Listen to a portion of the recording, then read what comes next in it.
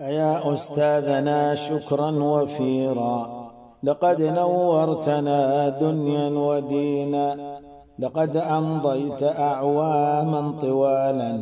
جوادا لم تكن فينا ضنينا، لقد جاهدت في دار المعالي وأربعة العقود فما نسينا، ويشدو صوتك العالي جميلا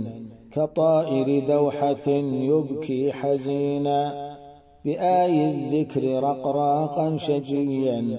تعلق ذهن أشبال سنينا، وكم أتحفتنا بدروس خير تكون لديننا حصنا حصينا، وكم علمتنا الآداب طرا جزاك الخير رب العالمين.